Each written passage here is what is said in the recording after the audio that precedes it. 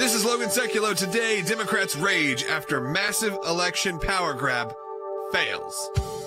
Live from Washington, D.C., Sekulow Live. Madam President, I want to be clear about what just happened on the Senate floor. Every single Senate Republican just voted against starting debate on legislation to protect Americans' voting rights. Phone lines are open for your questions right now. Call 1-800-684-3110. The bill that we have in front of us is not so much about voting rights as it is a federal takeover of the election system, and a partisan federal takeover of the election system. And now your host, Logan Sekulow. This is Logan Sekulow. Welcome to Sekulow. I'm sitting in for my dad and my brother. I'm joined by Will Haynes, Stan Bennett, others joining us later on, Mike Pompeo, as well as Colonel Wes Smith will be joining us. We have an interesting show today. Obviously, we've been discussing H.R. 1, everything that's been going on. Last night ended in a filibuster. Didn't even really make it to the table. They said maybe it could come up later on. But I think the real reality that is going to be setting in, and it's, I think, the topic that we need to discuss majorly today, as well as obviously the specifics that people are freaking out about this. And why are Democrats freaking out? Why is Chuck Schumer out there? And look, as we've always said, there's always these cutesy names, the voter rights, act, or, things like that make you feel like, well, of course everyone should be voting for this. But we all know what's really in these things. This is a federal takeover of state-run elections, something we don't necessarily want if you're on certain specific sides of the political aisle, or just, maybe you just feel like the federal government shouldn't have that much control. However, there's always these names that they try to make you feel bad using these names, like how dare you vote against this?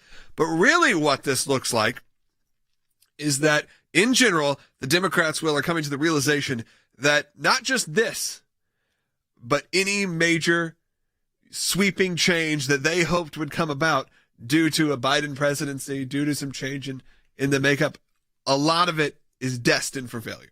Well, and the Democrats promised that they were going to go big and bold and have these sweeping changes across the fabric of America. And Chuck Schumer even said, first we take the Senate, then we take America.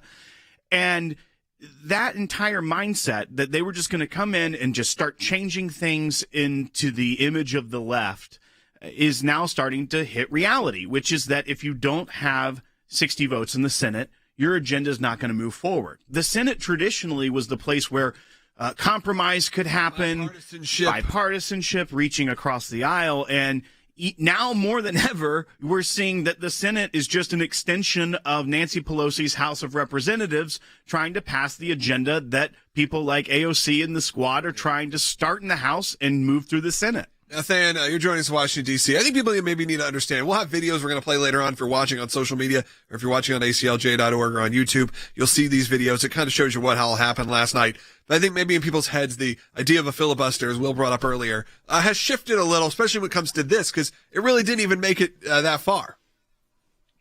It really didn't, Logan. And look, traditionally in the United States Senate, it's meant to be a cooling off chamber for legislation. A lot of things can move quickly in the House. The makeup of the House turns over quickly as well.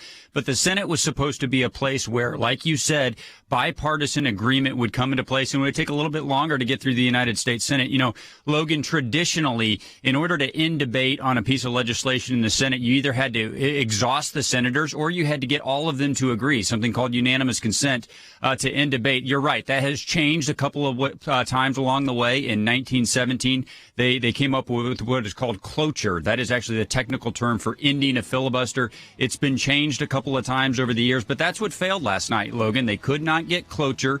They could not get 60 votes to end debate on the motion to proceed. So debate on the bill didn't even begin. So Joe Manchin's going to say a lot of things today, Logan, but honestly what happened, they couldn't get any Republican support, and so the bill died last night. Absolutely. All right. Hey, phone lines are open. 1-800-684-3110.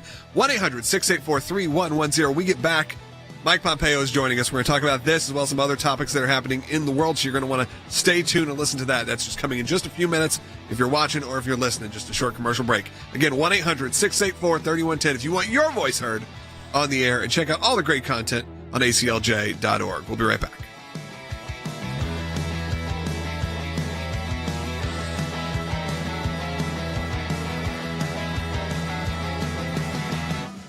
The yeas are 50, the nays are 50. 3/5 of the senators duly chosen and sworn not having voted in the affirmative.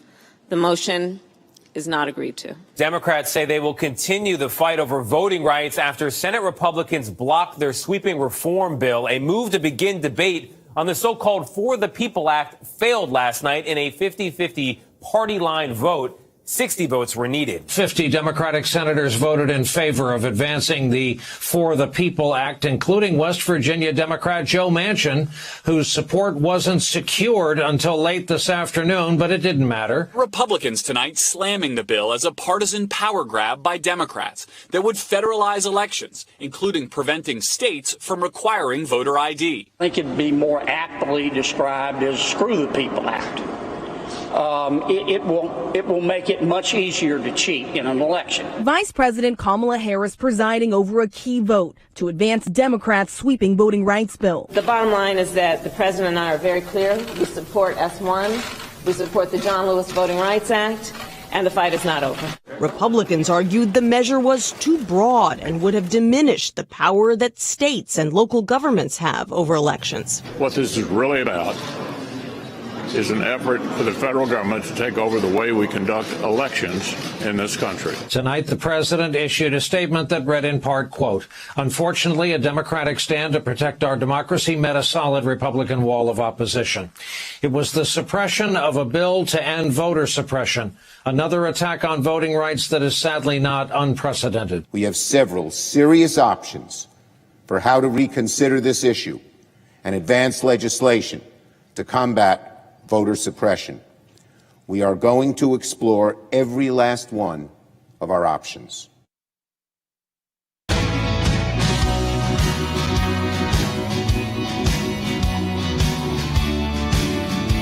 Welcome back to Sekulow. Mike Pompeo will be joining us in just a little bit here, but we are discussing the issue at hand, which is that last night, not overnight, Will, but in the evening. Evening vote. Yeah, evening hour, Kamala Harris proceeded over the vote to start really the vote for the Voting Rights Act, which again, you have a lot of these titles, you have a lot of these specific. It sounds a lot sweeter than it is. That's how it is in Washington D.C. in general. They always put a title on it that makes you go, "Well, how could you ever vote against this? How dare you?"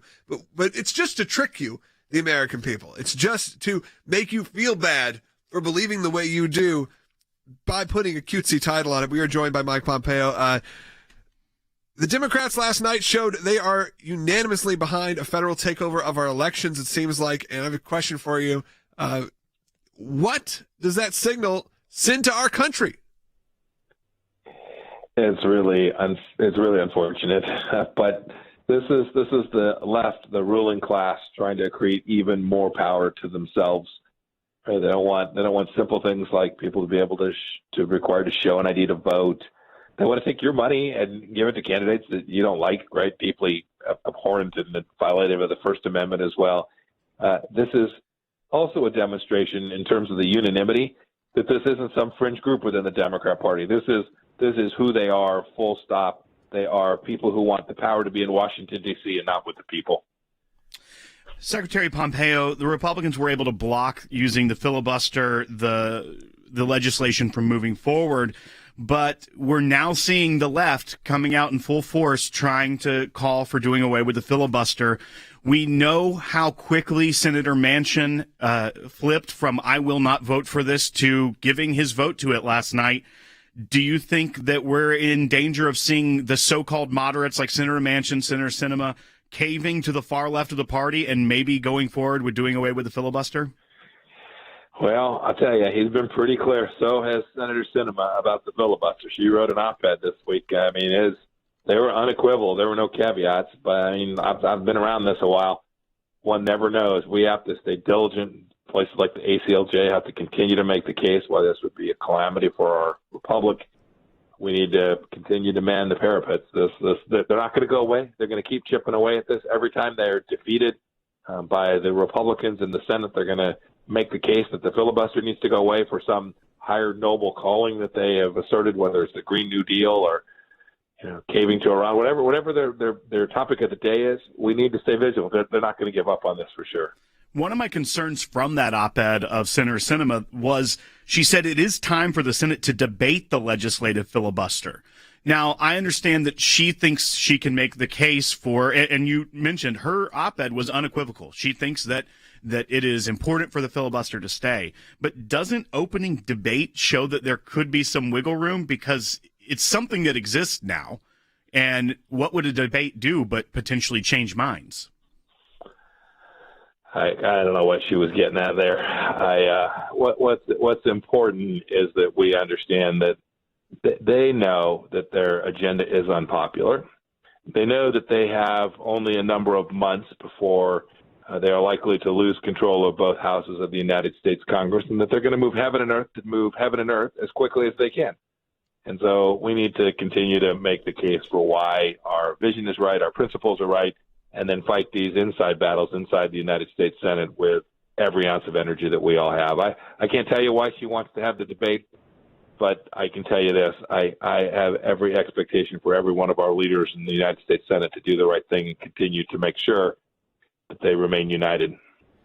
Absolutely. And Than, you're in Washington, D.C. I feel like you have something probably you want to chime in with as well.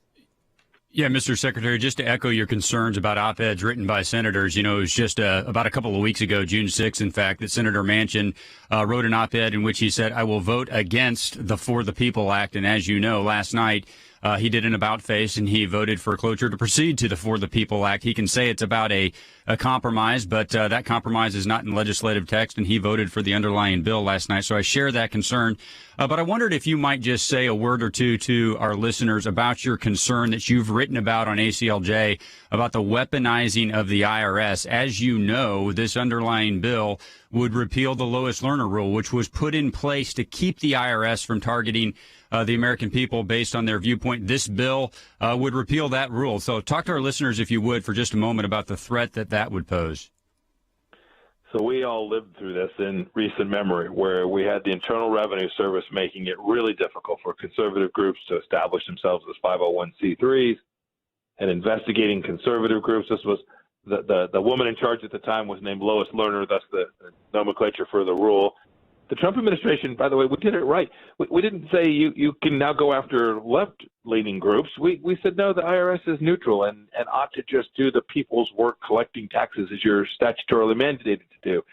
The fact that they're going after it, that they want to unwind it, means that they believe that they can direct the IRS to attack, whether that's churches, conservative-leaning 501c3s, places like ACLJ, and undermine their ability to do their work, their constitutionally protected work. This is an assault on freedom of speech, it's an assault on freedom of assembly. I hope that the ACLJ and all of us will continue to work to make sure that we don't have another Lois Lerner attacking those of us who come at this from a Judeo-Christian perspective and those of us who are conservative believers in our founding. Yes, absolutely, Secretary Pompeo. I did want to shift. We only have a few minutes, but to shift to Iran and what's happening there. The Iranians elected sort of the Ayatollah's pick for a new president. This president-elect is responsible for the mass murder. I mean, they've called, I think, the murder president, mass murder of thousands of Iranians, and was sanctioned by name when you were Secretary of State. Shouldn't making this man president while the Biden administration is trying to negotiate their way back into the deal with Iran be sort of a big red flag, you'd think, about how the Iranians may act in this current state? I think the Ayatollah sent us a message. I only hope that the Biden administration will be in receipt mode. Look, this guy was selected by the Ayatollah. He's 60. He could be in charge in Iran for 20, 30 years or so. He is of the revolutionary mindset. He is a IRGC advocate. He's going to extract enormous concessions and then probably allow this deal to go forward because it doesn't impact him, right? He'll have billions of dollars more to spend on terror campaigns. The Iranian people will suffer greatly at the hands of Ibrahim Raisi, the elected president of the regime in Iran. I hope this administration doesn't think for a moment that they can negotiate a deal that will prevent Iran from getting a nuclear weapon or building their missile program or conducting terror. It is a fool's errand to think that somehow he will change the course of this revolutionary regime.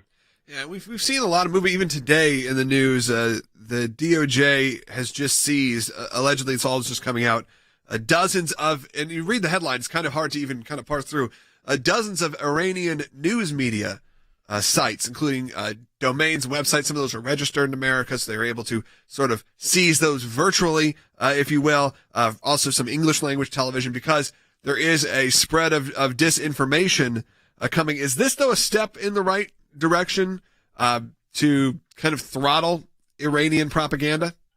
I've seen the reporting, and if it's right, this is good news that that the administration was prepared to take serious action to impose real costs on the Iranian regime and their effort to spread disinformation around the world. I'm looking forward to learning more about what they did, but if the headlines are right, I want to give credit where credit is due for them confronting the Iranians in this important space. Yeah, I think that's a topic that I'd love to dive more into in the future, because you kind of don't even think of that as something that's a possibility, or with the way the internet works. And some people may be concerned with, kind of government overreach, but when there are these type of things, Will just went to one of the websites, and it says presstv.com, which is their English language state media, says this website has been seized and has a DOJ seal and a U.S. Department of Commerce seal on it. Yeah, it says the domain has been seized by the United States government in accordance with a seizure warrant issued. It has a whole bunch of information on it. So that's the first thing. I mean, one, interesting to know that could even happen. So you should keep aware of that. But specifically on this, I'm glad that you kind of can confirm that this is a step in the right direction. Because I think we're all always a little concerned with that. But I also don't know if people understand the complexity of the internet and how much of it is being controlled through our country. And that's always been a point of discussion we've had here, which is, where does ICANN, where do these big domain registers, where do they live, where are they housed, and who has control over them? Well, it's clear that the American government at least has some oversight into what's going on. Look, we've seen all these debates, all the challenges that we're confronted in the cyber world. They're closely related to this same set of issues. These are the very inexpensive tools that our adversaries are using to undermine the United States and our republic.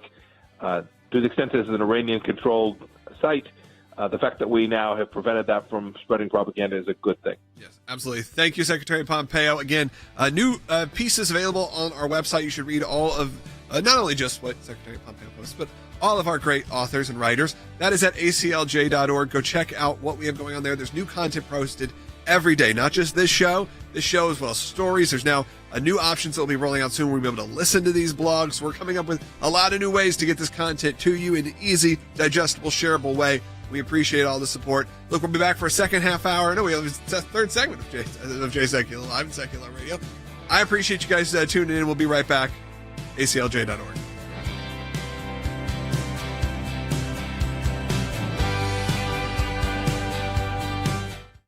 The United States seized nearly 3 dozen websites linked to Iran Tuesday. The Justice Department said the sites were connected to efforts to spread disinformation among American voters. The blocked sites were all news operations run by the Iranian state, including 3 news sites run by Iran's proxy, Hezbollah. Iran has called the action bullying and says it proves the U.S. doesn't believe in freedom of speech. Many of the sites are back up and running on a different domain. This appears to have been a shot across the bows of Iran as the nuclear talks enter what could be their final phase. President Biden wants to get the U.S. back into the Iran deal, so much so he wants to hopefully get some kind of an agreement before the president is actually inaugurated in August. This is the basic premise that Obama had and Biden has, that in those 9 years that are left, the Iranian regime will become a responsible nation in the community of nations and therefore would not pursue a nuclear weapon which would lead to an arms race in the Middle East. So what is the evidence that Iran will become a responsible nation? Diplomats met in Vienna on Sunday for a 6th round of indirect talks between the United States and Iran about reviving the Iran nuclear deal, just hours after Iran held a rigged election. Ibrahim Raisi has won, known as the Butcher. He's also reportedly killed up to 30,000 activists and mass executions and even allegedly tortured pregnant women. Raisi was asked whether he'd be willing to meet President Biden. No. Raisi repeated the regime's demand that the U.S. lift all sanctions on Iran. He is fully sponsored by the Ayatollah Ali Khamenei. He is fully supported by the former Quds Force commander, Qasem Soleimani, who he was very close with. He was being investigated for human rights atrocities already. And now here he is, lo and behold, the president of Iran.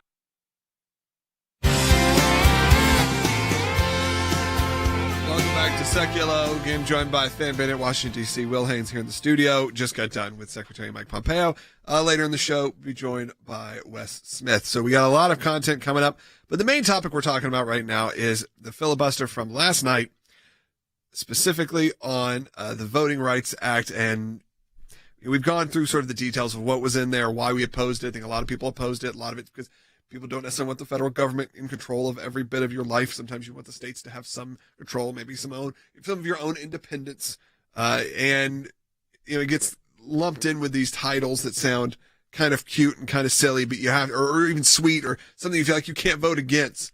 But it is done some ways to mess with your head on both sides, to really try to use these words to make you feel like, well, of course, you couldn't oppose that. Well, you can oppose it because there are real issues that are at bay. We don't take everything at face value here. One of the main talking points that really we need to go through in this is the real possibility that a seismic shift from the left may not happen because of things like this being blocked and the ability to still block it as of now. Now, obviously, elections change. Things happen. We're not that far away from another shift again.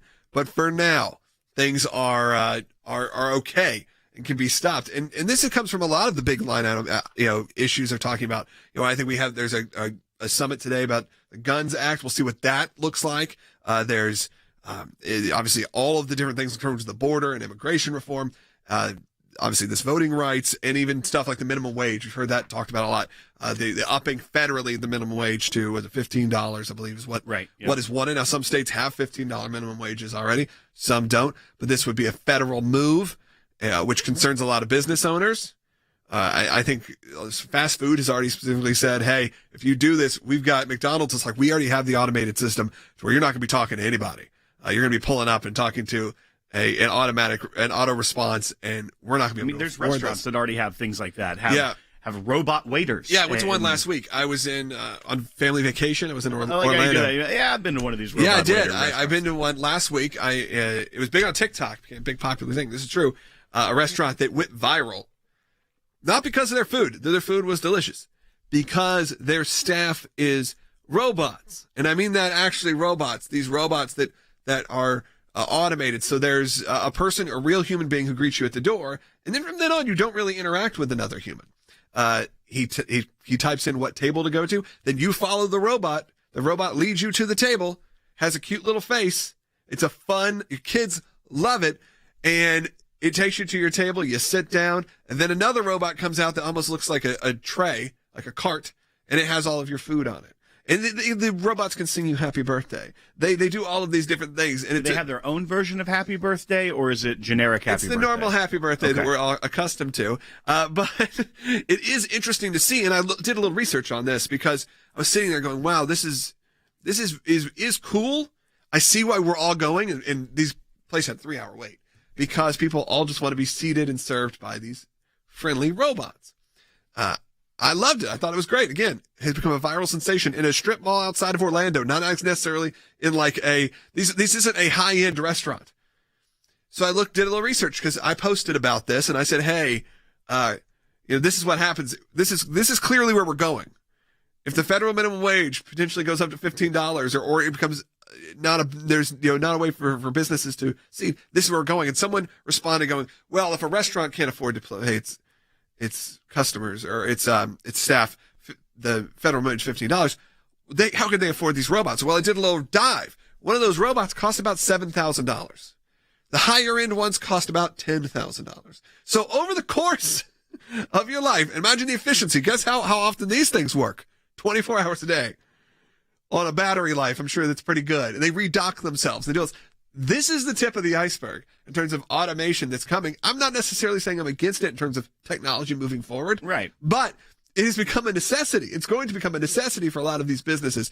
But because of something like last night, what happened with the filibuster, maybe we won't see those sweeping changes happen that we know could be a detriment to our workforce and our society.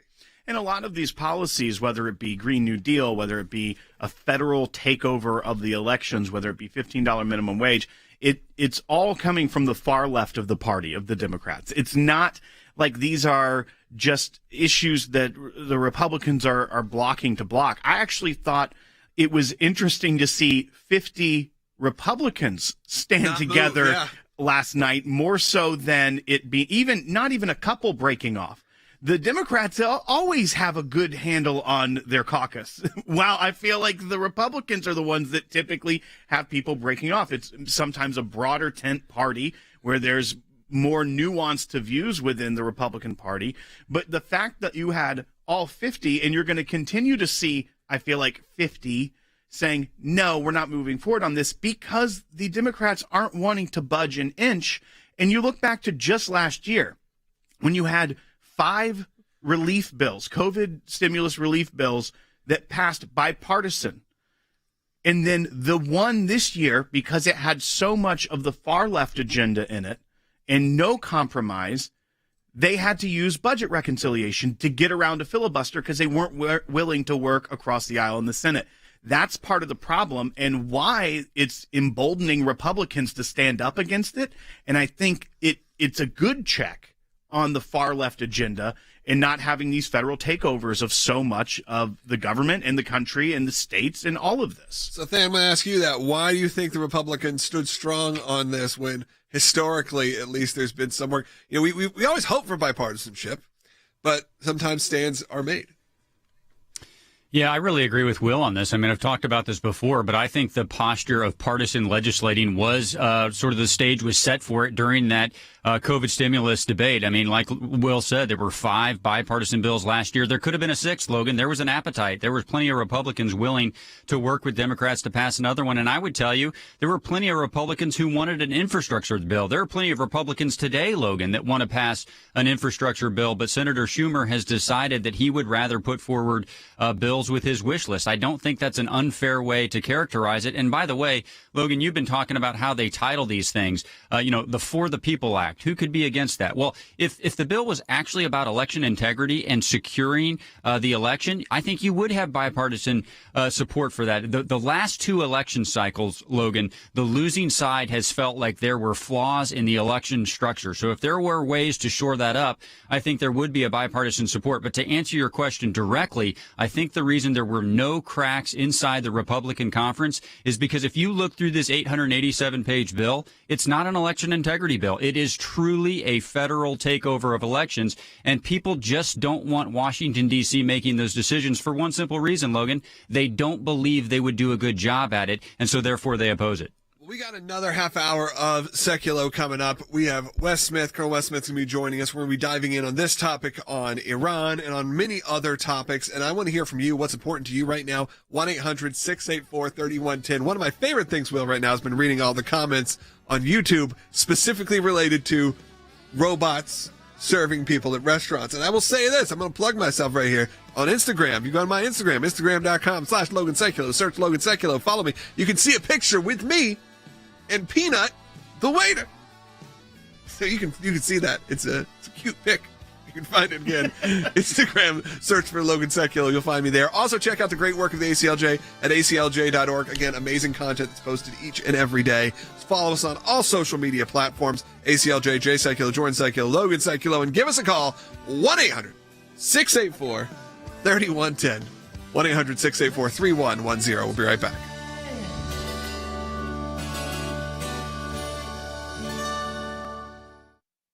For more than 30 years, the ACLJ has been fighting for freedom and liberty in the United States and around the globe. Secretary of State Mike Pompeo is urging Turkey to release detained American pastor Andrew Brunson. This morning, Pastor Andrew Brunson, who was in prison in Turkey for nearly 2 years, has been let out of jail. The ACLJ was at the very center of making the world aware of the plight of Pastor Brunson. They raised awareness of this, and then the administration took this very seriously. In my time in service, both as CI Director and as Secretary of State, I watched the good work that the ACLJ was doing here in the States and all across the world. Well, I'm very happy to announce that former Secretary of State Mike Pompeo is now a senior counsel for global affairs for the American Center for Law and Justice. The work that we do will save lives and protect America and keep us free and safe and strong. Your support of the American Center for Law and Justice, we're able to address these issues and take action. The ACLJ today is needed now more than ever. Live from Washington, D.C., Sekulow Live. And now your host, Logan Sekulow. Welcome to Sekulow again. This is Logan joining you. We got Will Haynes. We've got Than Bennett, Washington, D.C. We're joined now, Colonel Wes Smith here in the studio. And we're going to be discussing a lot of topics, whether that is the filibuster, whether that was happening in Iran. And we'll also be taking your phone calls at 1-800-684-3110. I'm going to go ahead really quickly and take a phone call. Kelly is calling. You've been to hold about a half an hour, Kelly. I apologize. It was a busy half hour, but go ahead. You're on the air.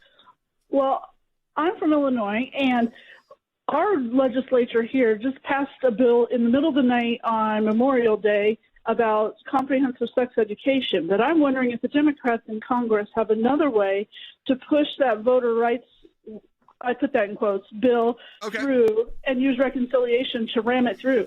Good point, Than. So what is the process, the next steps, as they say, because we heard Schumer say, this isn't the end of this bill. There are other methods for us to get there. This doesn't necessarily kill the bill in general. This actually gives it a chance to, like you said, gives it a little breathing room.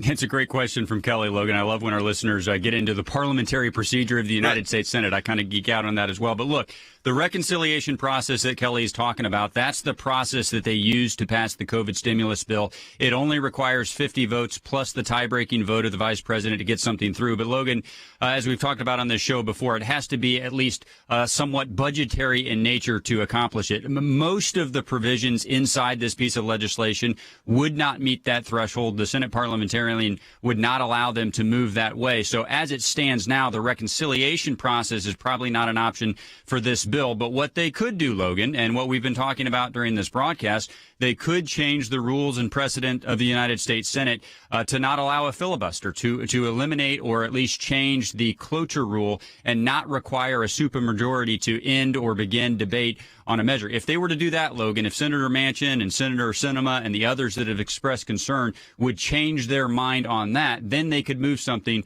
with 50 votes and the vote of the vice president. And that's why today in the news cycle, you're not hearing as much about S1, you're hearing about eliminating the filibuster.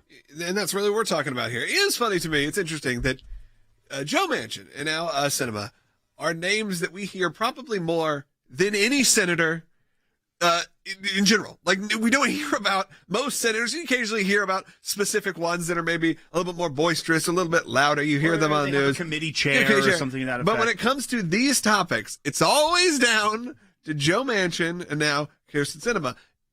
Maybe that's a good thing, because you could say, hey, these people actually are voting with their conscience, not necessarily with their party. But then we see what happens with these kind of situations. I think you brought up, well, it's often like, I feel like with the elections, they bring up states that are like on the edge. Well, maybe we can get Pennsylvania this time. And then it's like, well, maybe that was a lost cause. Right.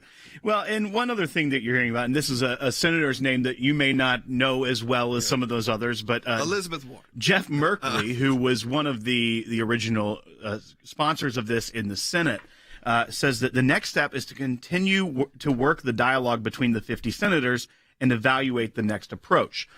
I don't think he's talking about the 50 Republican senators. Yeah.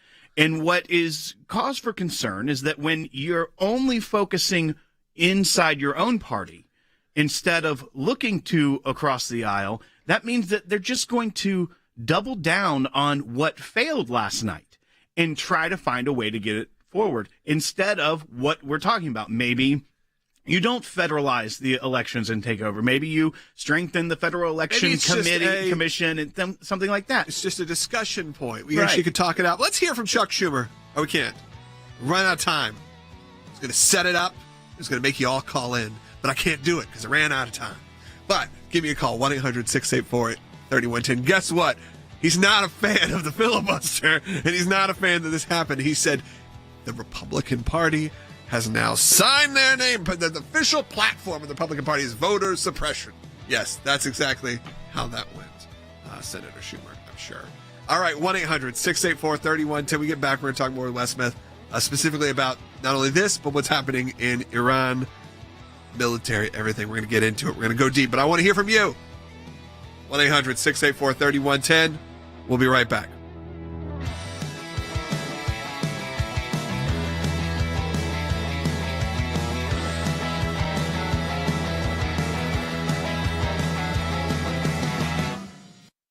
The yeas are 50, the nays are 50.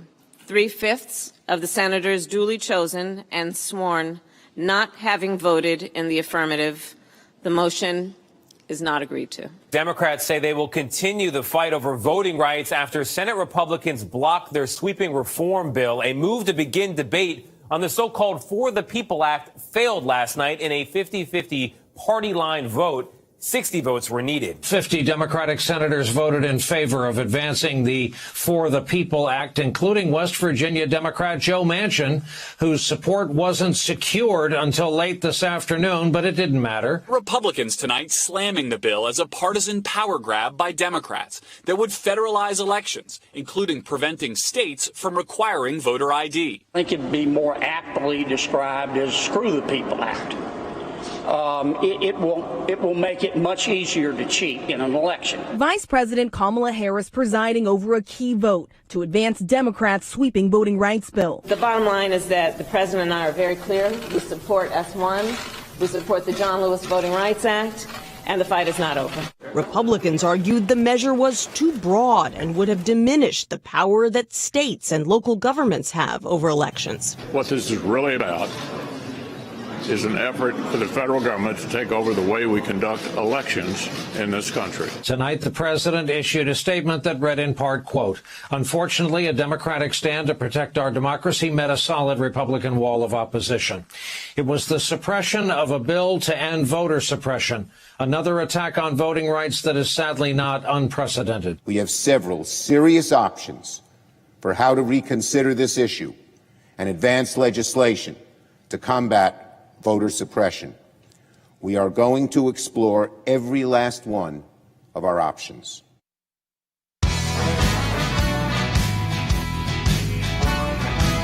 If you're watching on social media or on ACLJ.org, you got to see a video put together by our great video team. And one of the comments you made is it just feels so disingenuous when you hear the statement that came out from President Biden from the administration. I don't know if we have sound from that, but we have the statement itself. Well, we can get that pulled up, but specifically saying, in general, this is just, the fact this is just voter suppression again. They are voting for voter. How dare they?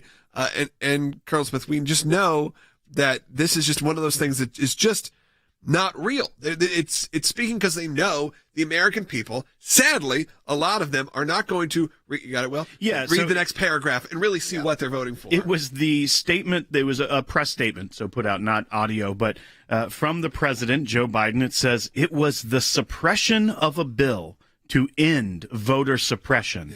Yeah, another attack on voting rights that is sadly not unprecedented. You were talking earlier about how the Department of Justice has, taken over a couple of Iranian websites because they're presenting disinformation.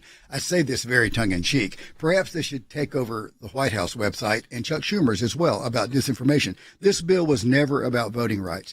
What I found, there's so much disinformation and disingenuous going around on this issue. But one of the things I found very interesting and troubling was that yesterday, before the vote was taken, President Biden tied this so-called Voting Rights Act to foreign policy and said that the world was watching to see whether or not democracy works in America. And in fact, that proposed legislation is what corrupt dictators and single-party political countries do. It's the reason when we send election observers to another country, it's because they run their elections like this legislation would have suggested that we run our elections. And so to say that the world is watching, I mean, it is really so disingenuous. They're actually attempting, if you look at the details of H.R. 1 and S1, they're attempting to make our voting system much like the other countries that we criticize because of how they run their voting system. It's just unbelievable. It really is. Well, you also brought up that he tied foreign policy, the world is watching.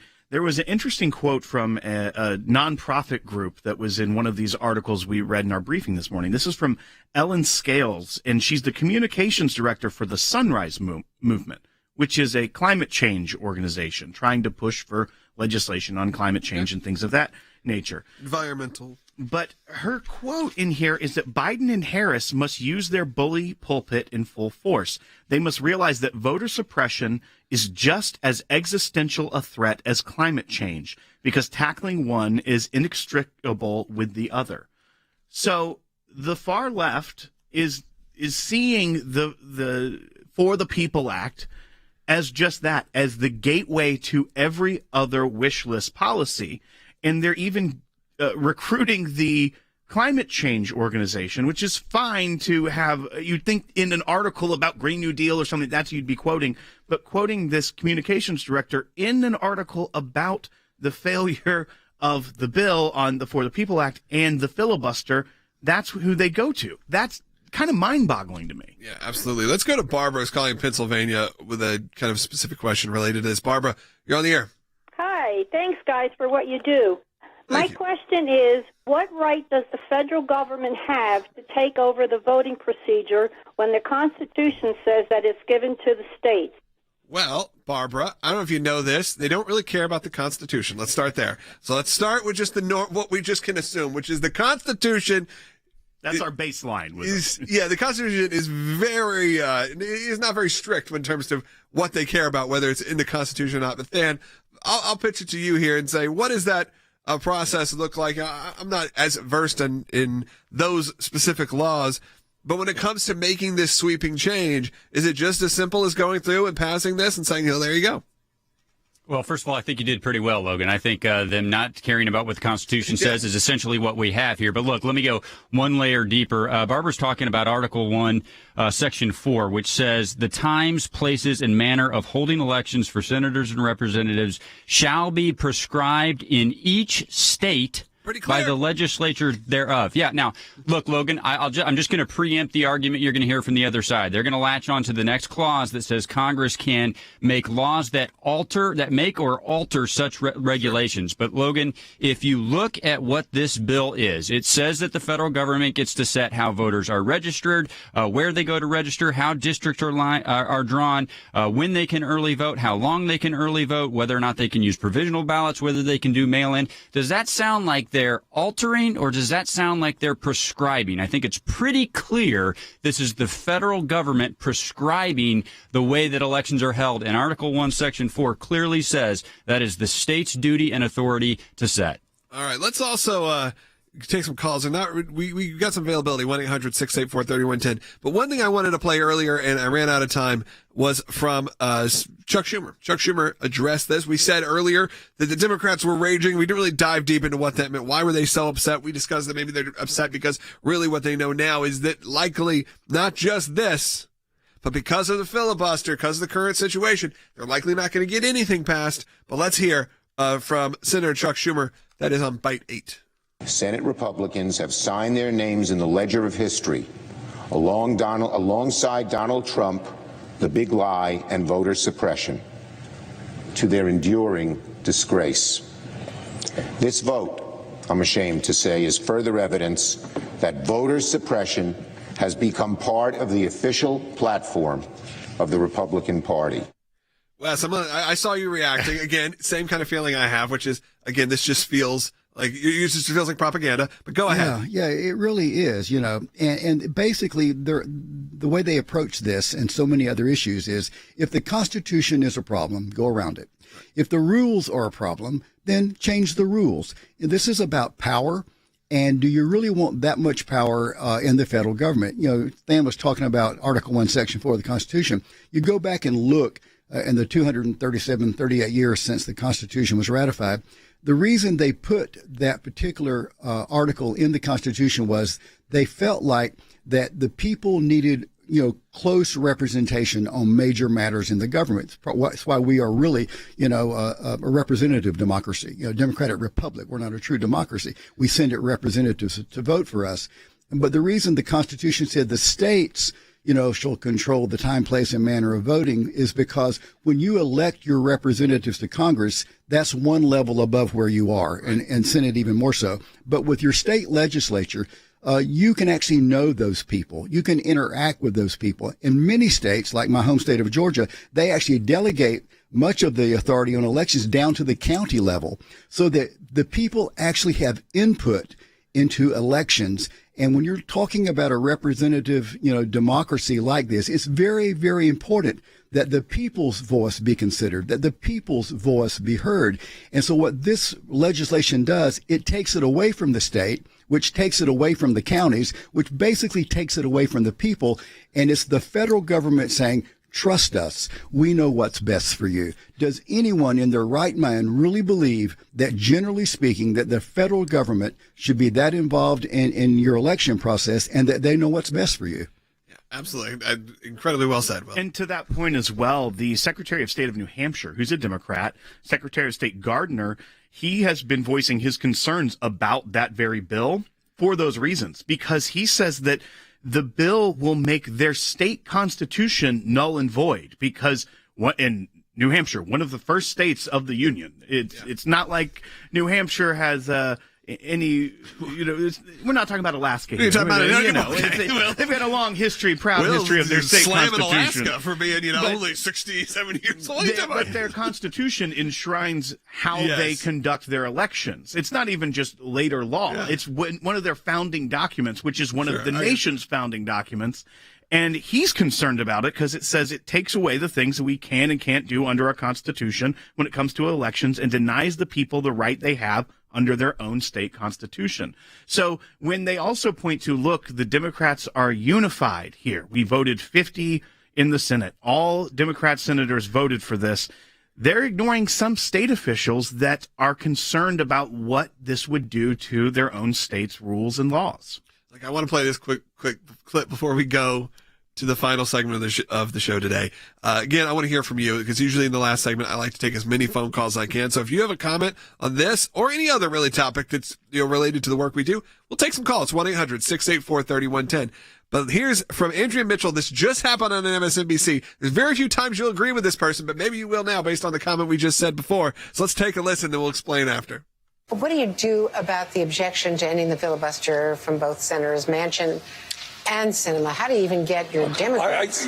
Andrea, I'm tired of talking about Mr. Manchin and Ms. Sinema. We have got to do what we can to bring people together. So we're maybe on the different sides, but we're both sick of hearing about the same two people that come up in every conversation that they each are trying to go for. It's like, the popular person. Can we get them to come to our party? And oddly, he's saying we've got to do what we can to bring people together. Well, that's kind of what the filibuster, the whole point of it is. I don't think we're going to agree on the conversation point with Bernie Sanders, by Bernie Sanders. If you didn't recognize the voice, I didn't say that was obviously Bernie Sanders, but he's tired of hearing and talking about Manchin.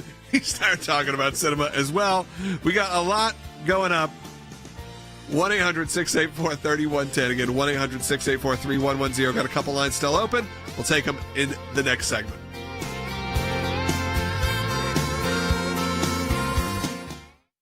For 30 years, the American Center for Law and Justice has been dedicated to protecting your religious and constitutional freedoms. Because of you, we've seen great success in the courts and Congress concerning the issues that matter most to you and your families. ACLJ Chief Counsel Jay Sekulow. Our decades-long commitment to the Constitution and the rule of law is at the center of everything we do. The bottom line, our work could not take place without your generous support. It's a critical time for our nation and our world. With so many challenges facing our country, the work of the American Center for Law and Justice has never been more important.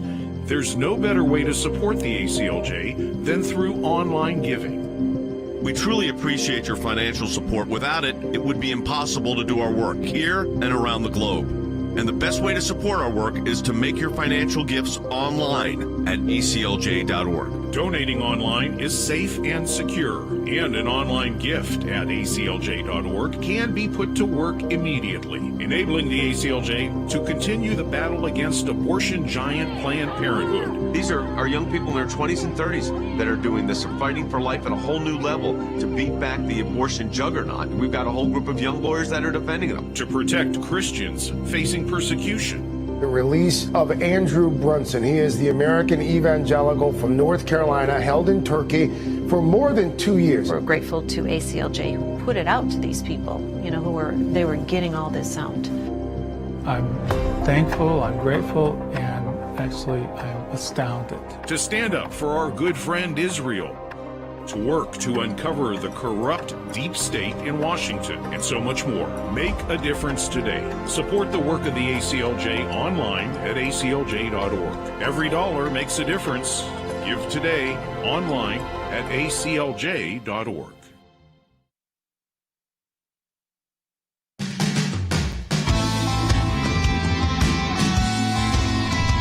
Welcome back to Sekulow. Phone lines are lighting up. We're going to take as many as we can. Get 1-800-684-3110. If you have a phone call, I want to hear from you. Telephone screen lighten up a little bit. 1-800-684-3110. Let's go first to Owen, who is either in Washington State or I think he's in Washington State. Owen, you're in Washington State. You're on the air.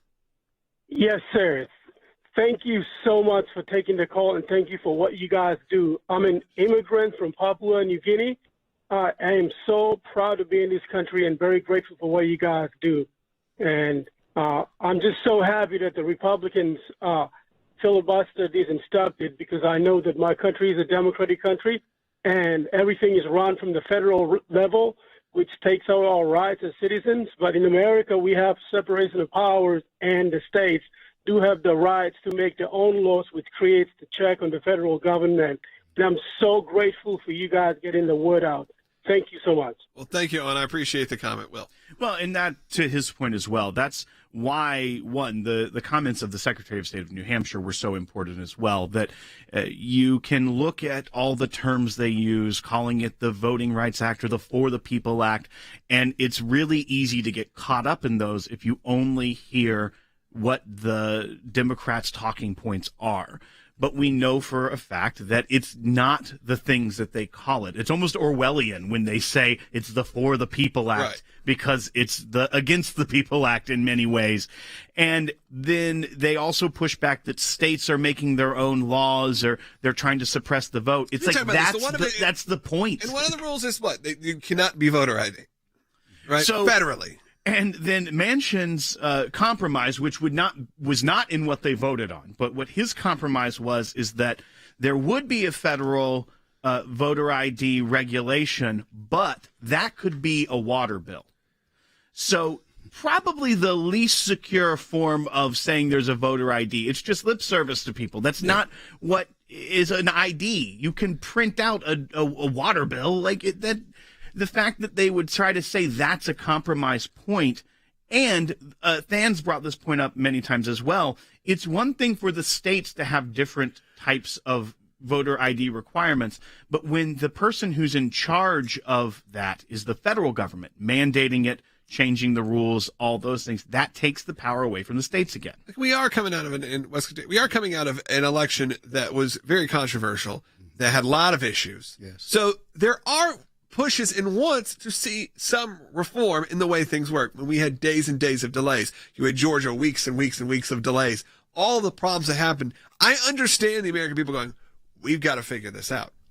However, doesn't even really address any of those issues. Right. It has nothing really to do with those. It would take the things that we saw as problems with the 2020 election and make them federal law and say, okay, we saw Pennsylvania and Georgia and these states had issues with it. Yeah. Everyone do it that way. Or the mail-in issues in general, yeah. Yeah, and there's so much lying. And it's not just disinformation. It's actual lies about some of the states that have passed new voter laws. They're trying to fix doubt in our federal election system. They're trying to fix voter fraud. And you go back and you look at the actual legislation that was passed by a number of states, including Georgia. It is not voter suppression. It actually, in Georgia, they increased the time and days and hours that you can vote. They said, well, you can't bring water or food and give it to people in line. You can bring your own water, and the people who run the voting, precincts can give you water. Yeah, just if you're running for office, you can't bring them food and water. Trying to end corruption. You look at the details, the actual details of these voter legislations that were passed in the states. They actually protect and clean up the voter system. I haven't seen one piece of it that was actual voter suppression, and yet that's what you're hearing all the time. And one other quick thing I got to say about Senator Manchin, you played that quote from Bernie Sanders. Yesterday, to give you an idea of the left and how aggressive they are, they have an agenda, and this issue is not going away. The whole voting rights thing and this H.R. 1, it's going to be debated again, I guarantee you.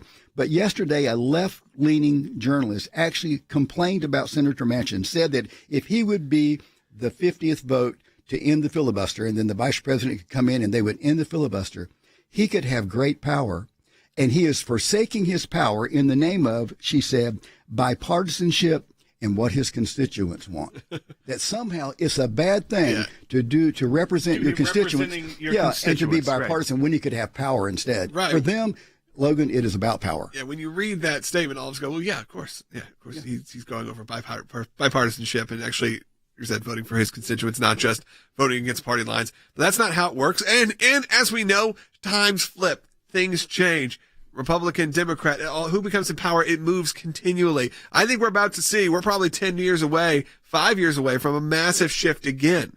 Because you see who's popular in music. You have your Tom McDonald's. You have these guys that are coming out, are fully independent, more conservative style voices that are coming out. And who are they most popular with? Kids that are 16 and 17 right now. So guess what, millennials? Sorry, in about 10 years, and look, I'm one of you, but in 10 years, when the next generation, the one after you, because you're that old now, the next two generations now are coming, it's going to flip back. And they don't ever care about what this could mean for them. That's the part that we got to end the filibuster. Well, guess what's going to happen in 2 years? Something shifts. 5 years, something shifts. What happened to the filibuster?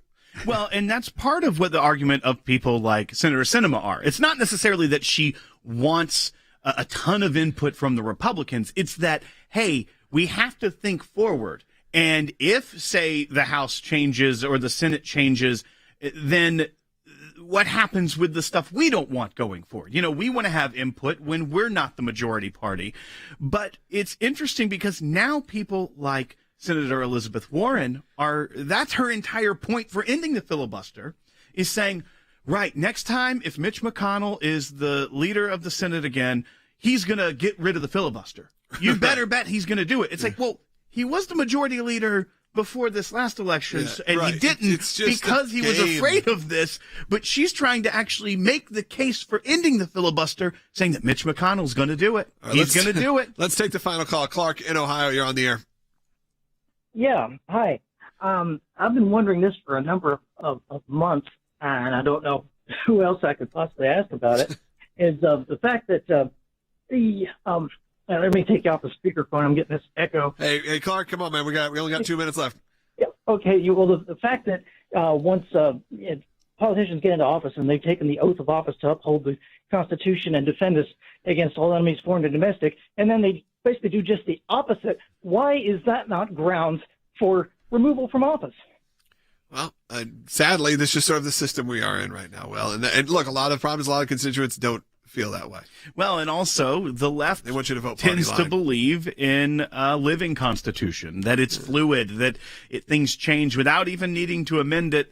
So they probably believe to some degree that they are defending their version of the Constitution, just not the text that was written down by the founders, but this living, breathing document. Look, I want to thank everyone for listening. We only got a minute left. I appreciate it. My dad, my brother, they'll be back in the next day or so. And thank you, Wes. Thank you, Than. Thank you, Secretary Pompeo, for coming in. Will, of course. Thank you guys for all tuning in. ACLJ.org is where you need to go to find all the latest information and check out what's going on. Maybe we can do a little more on this situation where the U.S. is claiming the Iranian news sites to take them down. And Colonel Smith, you said something in a break, and I wanted to get to it for you, which was they'll take down the websites, but they will not.